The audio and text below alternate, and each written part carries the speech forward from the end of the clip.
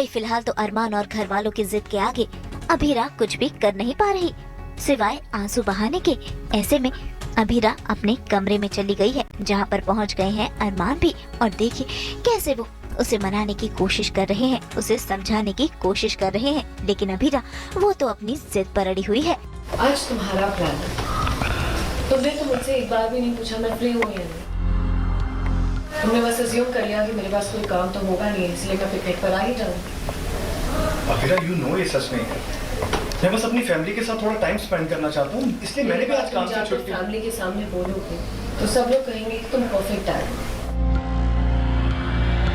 क्योंकि सबको लगता है कि तुम्हारा काम बहुत जरूरी है। लेकिन मेरा करियर, मेरा काम, वो तो मजाक है, मैटर ही नहीं करता। इसलिए मेरे काम, मेरे एम्बिशन कुछ भी मैटर नहीं करते, तो तुमने मुझे जॉब से निकाल दिया। ऐसा नहीं है अभीरा, कोई नहीं मानता कि तुम अच्छी मानी। बात बस इतनी सी है कि बात इतनी सी है कि तुम पर कोई उंगली नहीं उठाएगा, ना आज तक उठाई है ना आगे जाकर उठाएंगे। तो प्लीज ये प्रिटेंड मत करो कि तुम मेरी सिचुएशन या मेरा दुख दर्द समझ सकते हो। तुमने आज ये जो किया ये जेन्युइनली अच्छा है, इट्स वेरी स्वीट, सच में। लेकिन कल तुमने मेरे एम्बिशंस की, मेरे मम्मा की सपनों की इंसल्ट की थी। अभी तो वो अंदर गई है रूम में, तो कोशिश तो अपनी पूरी करेगा उसको ये बात समझाने की कि बेबी अभी 1 महीने का है, और जो फैमिली का पॉइंट ऑफ व्यू वो बात उसको समझाने की। अरमान मानता है कि अभीरा दोनों चीज़ें संभाल सकती है, बट क्योंकि सब लोग ऐसा कह रहे हैं और रोहित भी ये बात कह रहा है कि बेबी को बाहर नहीं जाना चाहिए, और नहीं तो वो सबको बता देगा ये बात, किसी ना किसी तरह से आ जाएगी, तो फिर अरमान के पास कोई ऑप्शन बचता नहीं है। अगर रोहित ने वो बात सबको बता दी कि वो उसका बेबी है, तो अभीरा का क्या हाल होगा वो तो सोच भी नहीं सकता अरमान। तो उस वजह से ये कड़ा कदम उठाना पड़ा।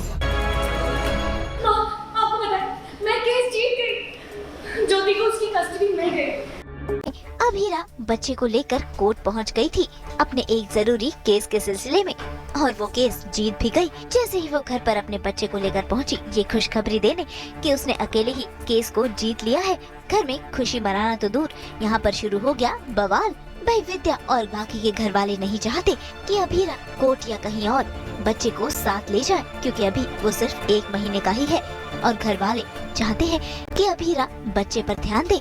लेकिन अभीरा को तो करियर और बच्चा दोनों को ही बैलेंस करना है, और इसी बात को लेकर छिड़ गई है बहस। आई नो कि हम दोनों के पेरेंटिंग स्टाइल बिल्कुल अलग है, लेकिन जो अलग है वो जरूरी तो नहीं है कि गलत है।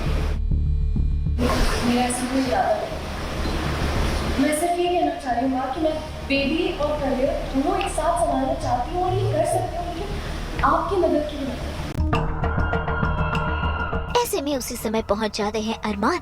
अभीरा को लगता है कि अरमान उसका साथ देंगे कि अभीरा करियर और बच्चा दोनों साथ साथ संभाल सके, लेकिन अरमान ने भी अभीरा का साथ नहीं दिया और उसे टर्मिनेशन लेटर थमा दिया, जिस बात से अभीरा और भी ज्यादा भड़क गई है। और देखिए अभीरा और अरमान के बीच ही शुरू हो चुकी है बहस।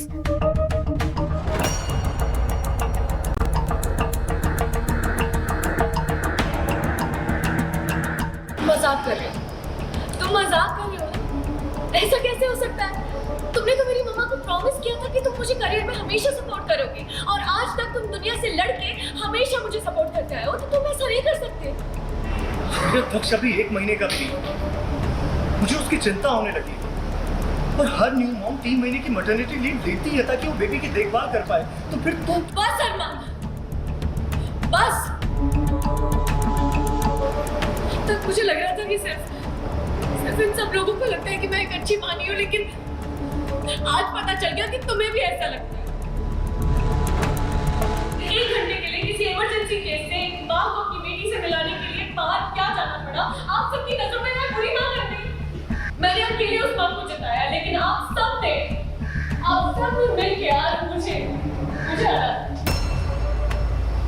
मैंने आप सबसे मदद मांगी थी, लेकिन मुझे आज का दिन याद रहेगा। किसी ने मेरी मदद नहीं की, बल्कि बदले में मुझे सजा दी है।